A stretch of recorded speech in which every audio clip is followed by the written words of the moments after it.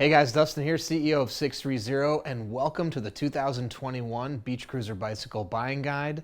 Stick around as we jump into it.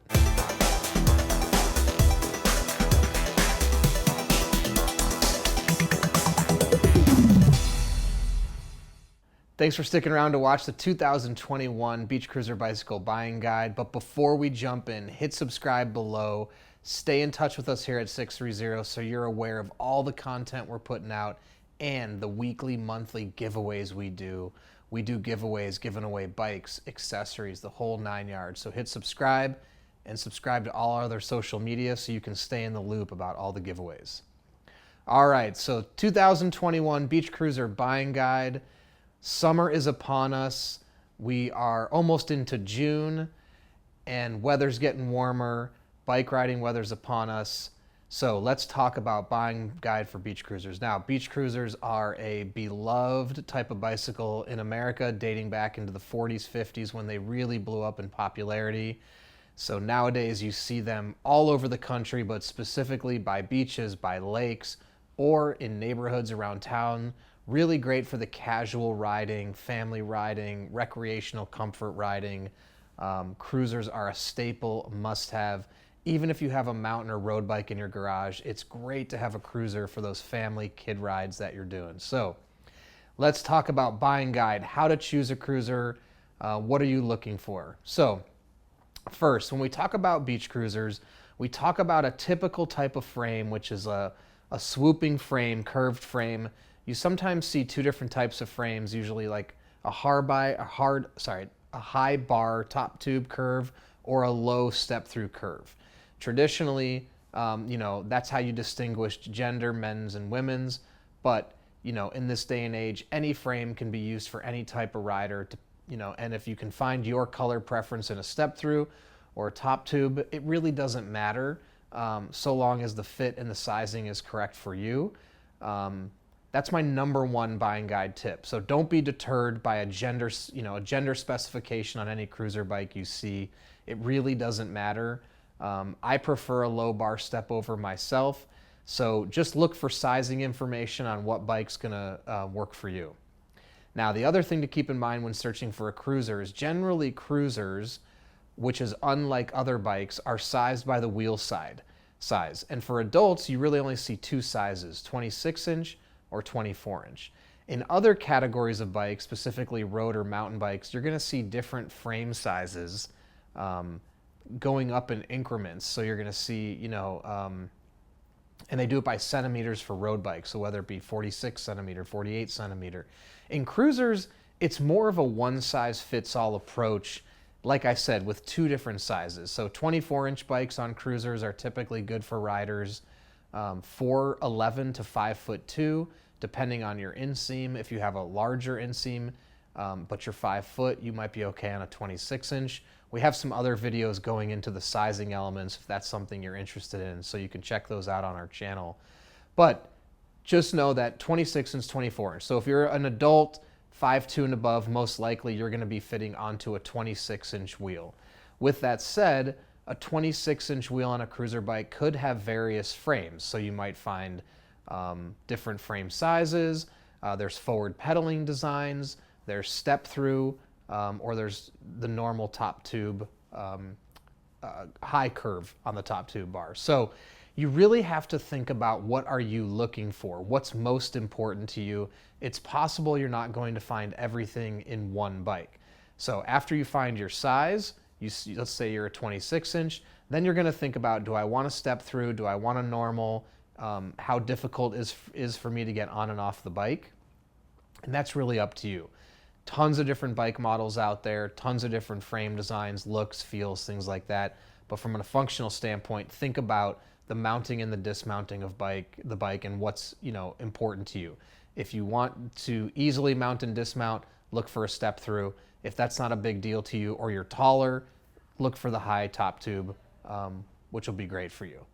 Now, moving into the functionality and the use and where you're gonna ride, really thinking about, are you gonna be on flat ground, hills, and what kind of terrain you're gonna be riding on. That's really important. Now, the other thing with beach cruisers, and when you're looking to buy a beach cruiser, I think there's been a stigma around that Cruisers are only good for flat land by the beach riding, and a lot of people associate single speeds with beach cruisers. The reality though is that cruisers nowadays have multiple speed options, including single, 3, 7, 21 speeds. So if you're looking to buy a beach cruiser, don't think you're limited to a single speed.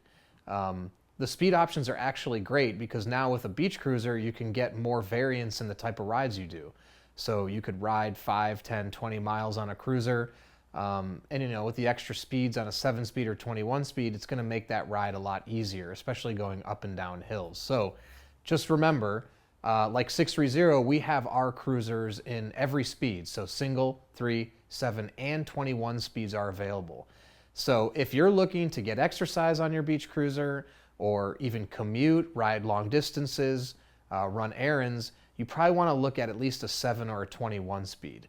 The other thing too is the braking system. So I think people also traditionally associate coaster brakes with cruisers, but nowadays cruisers actually can come with full handbrakes with calipers. I've even seen disc brakes on cruisers, or other brakes called roller brakes exist as well. So the coaster brakes, obviously for flat ground, regular riding, are great, right? You can brake easily, they're simple, don't require much maintenance.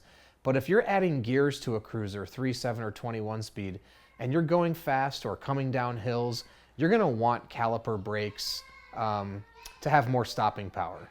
At 630, we actually have, our single speeds are the only, well, I take that back. Our single and 3 speeds have a coaster brake. Our 3 speeds also have a front brake. So if you're looking for a beach cruiser and you're gonna do rides where you're gonna go downhill on big hills, or you're gonna be trying to reach top speeds 10 miles an hour or more, you probably wanna look at front and rear handbrakes with calipers. And at 630, we have single speeds with coaster. As I said, our 3 speeds have a coaster brake and a front caliper handbrake, and our 7 and 21s have front and rear caliper handbrakes. So something to consider, very important when looking for a beach cruiser. Now the other thing, typically on a beach cruiser, you're gonna find tires to be about 2.125 inches. Now, something that's become popular in recent years is fat tire cruisers with 3-inch or 4-inch tires. Typically though, to consider it a cruiser, you wouldn't see less than a 2-inch tire. You are seeing some maybe with a 1.95 inch, but anything less than that, I would say, gets more into the hybrid category. Traditional cruiser really has the balloon tire look. Now, in looking at a 2.125 inch tire versus a 3-inch or 4-inch tire, really think about where you're gonna be riding your cruiser. Are you really gonna just go very casual, flat land by the beach, maybe 2 miles or less? If that's the case, I would say take a look at the 3-inch or 4-inch tires.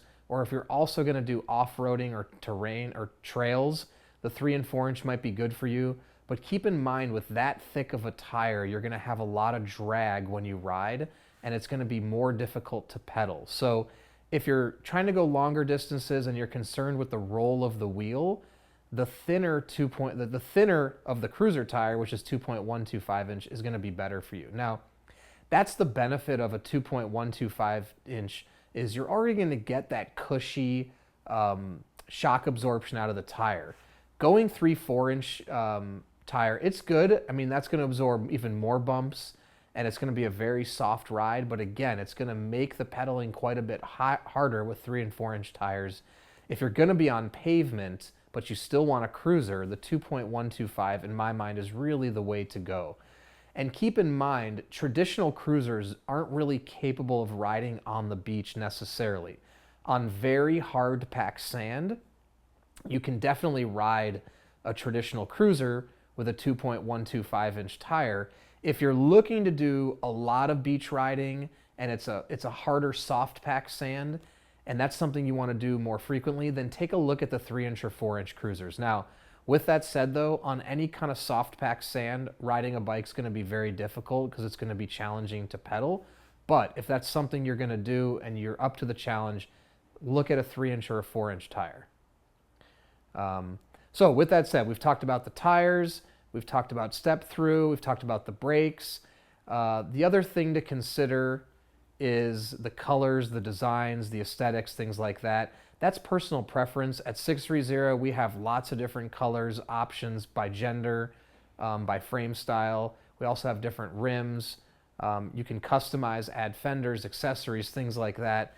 That's really up to you to shop around. You know, some local bike shops may not carry cruisers because for a lot of shops, primarily it's road or mountain bikes are their number one sellers.